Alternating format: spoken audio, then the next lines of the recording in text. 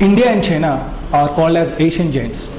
Giants in terms of population, giants in terms of economy, and even giants in terms of military wise. Now, these India and China having a border dispute from past 50 years. That is a colonial legacy. Now, China is going very aggressively in border dispute. To discuss this, today we are having Dr. Jayaprakash Narayan Garu, who is the National President of Lok Satta Party and an expert in international relations. Thank you. Namaskaram, sir. Namaskaram. So, why do you think China is going very much aggressively on border dispute? Because it went to LAC of Indian side and electing to go back. Why? What is the intention behind Chinese side? Srinivas, we must understand first the nature of China as a regime as opposed to India. India is democratic, multilingual, very diverse, very fractious, and totally inward looking. China is homogeneous with 5,000 years of continuing history like India, but monolithic. For thousands of years they had one empire, one emperor, with 85% of the people being Han Chinese. It has a fierce sense of nationalism and long-term memory. And it has time and again proved to be very expansionist in its approach, not only in dealing with India, but with Southeast Asia, with Japan, with Burma, with India, with every country in its neighborhood. China has pursued very aggressive expansionist policy over the decades. Given this, we should have really alerted ourselves long back. That's why I was reading this letter written on the 7th of November 1950 by Sardar Patel to Jawaharlal Nehru. Nehru was a starry-eyed idealist. Instead of defending the rights of Tibet for autonomy, which would have actually secured our boundary, because the border with China essentially is a border with Tibet. Yeah. Unfortunately, Nehru and the diplomats of that day, they failed spectacularly.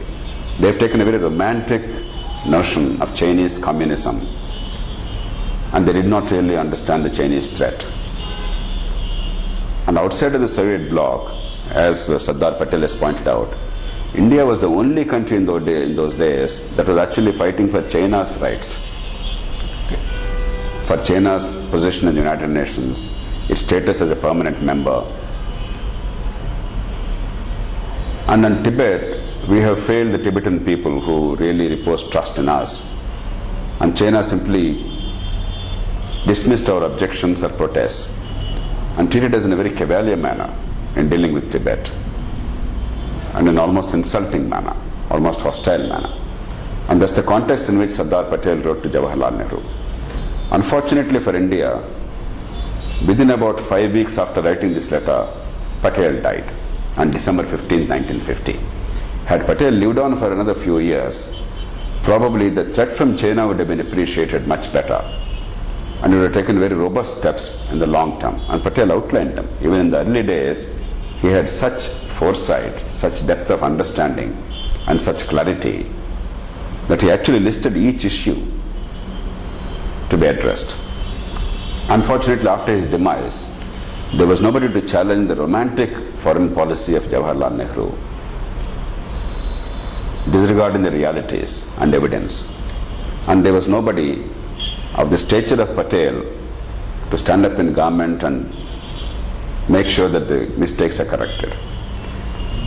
And as a direct consequence, 1962 happened. Chinese incursions into Indian territory are partly territorial, partly for links with other parts of Asia, and partly purely strategic in dealing with India. We must understand that. The territorial parts are because the McMahon line was drawn and an agreement was entered into during the colonial period. Chinese conveniently claim that because it was an agreement between a colonial empire and a weak Chinese government, it was not binding on them. It was an unequal treaty or unequal agreement is what they are claiming. It's also perhaps true That McMahon line itself was somewhat diffuse and confusing in parts because that was all very inhospitable terrain in those days. Even nowadays also it's Even now it is true, very diffuse. That is the territorial part. But there's another part. They wanted to make sure that they had direct links with Central Asia via Tibet, and that's why the moment they got Aksai Chin, they entered into an agreement with Pakistan and they developed the Karakoram Highway against all international treaties and all conventions, and against the Panchsheel that they themselves proclaimed as their defining document in foreign policy for decades. It was a cynical move, but for their own economic and political gains to have direct links with Central Asia. And they also adopted a policy of trying to embarrass India by having close links with all our neighbors, whether it's Pakistan, Burma. They used the Burmese junta to harass us in the form of the insurgency in the northeast, some of the terrorist elements from Bangladesh in recent years. All these things happened, and that's the reason why India could not really give adequate support to Aung San Suu Kyi, knowing full well that she was fighting a just cause. We could not antagonize the Burmese military junta because they could cause a lot of trouble to India. Even Sri Lanka in recent times, Maldives now, you can see a pattern developing. The third one is, in terms of long-term strategy, they want to undermine India, they want to humiliate India, they want to belittle India. In 1962, there are quite a few scholars who believe that the Chinese incursion into India at that time, it was not really a war because nobody declared a war on either side. It was still a full-scale aggression. That aggression was essentially to belittle India, to undermine India's prestige, because we were punching above our weight, as they say. Because of Nehru's idealism and his major role in world affairs at that time, at least in the third world and non-aligned movement, there was a perception that India had a lot of influence. Chinese wanted to prick this bubble, this balloon, and they wanted to humiliate and undermine India, and they succeeded in that. Even the United States has also supported China and Soviet Russia. Nobody came to support India. No, that's not true. United States supported India. You must revise your history. No, it's not true. United States was the only country that supported India totally. At initial days, they did not come us. Afterwards, I think end of the day they came. See, if you are hostile to somebody, why will they be friendly to you? Even now, actually, United States. US supported India at that time totally. They gave us enormous support. But no matter what other people do to support us, we must support ourselves. We must help ourselves. Our borders, our country's interests are our primary concern, not somebody else's. And we acted in a very short-sighted manner, with starry-eyed idealism, without understanding what foreign policy meant, what national interest meant. We did not take adequate steps in time. We were reckless. And we paid a very heavy price. It's not merely the territory we lost, but India's prestige was very severely dented. And it cost us very dearly in terms of political evolution in the country. Nehru was a diminished man, and he lost the nation's trust and confidence. And he died very soon, a year and a half after that. He fell ill, and then still he India died. is said as a soft nation. And for decades, India could not recover from that blow. Now, China is definitely way ahead of us. India had the same opportunity as China if we had reformed our economy and our politics better. And if we had really ensured that the productive potential of the country is unleashed adequately, we could have been easily a match for China, but we have refused to do that. And even now we continue to bungle.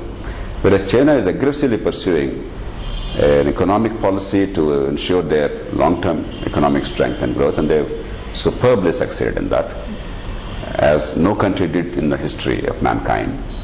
And China also has pursued a policy of strengthening themselves militarily and protecting their strategic interests. And they are making life very difficult for their neighbors, including a country like Japan. Though they don't have a direct land border, about some unpopulated islands, they're making life very difficult. They're almost threatening to use force there. So at this point of time, they probably want to make sure that India's influence is further diminished and that they're not perceived by the world at all as a significant power. And Therefore, when we handle China, we must handle it with great deal of calculation, dexterity and foresight. Any kind of impulsive, short-term, casual response would be extremely counterproductive, because when the Chinese crossed the McMahon line in those days in some pockets, just as now, and they established some local bases there, Jawaharlal Nehru, without even thinking too much about it, without even adequate knowledge, he said, we will throw them out. Yes. Without the capacity to throw them out, and that's the worst thing you can do. Yeah. When you really go into some degree of hostility, you must have the capacity to really pursue it. In 1968, 6 years after the China's aggression, in Nathula Pass, at Nathula Pass in the northeastern sector, that's where Indian and Chinese troops were closest to each other. There's a small no man's land. Nathula Pass area, Chinese did encroach, and Indian soldiers this time were well prepared, therefore they gave them a befitting reply. That kind of a thing we had no capacity in 1962.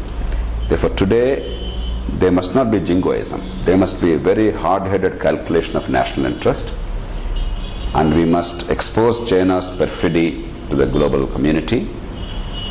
We must maintain cordiality without allowing hostilities to be escalated, and yet we must take every possible step to be able to counter Chinese incursions and as well as Chinese strategies. While we must localize the conflict, we must give them a befitting reply in terms of our own armed forces capability. That's the only language China understands. The language of weakness they do not understand. And the language of bluff and bluster is no use, because that will destroy us. Yes.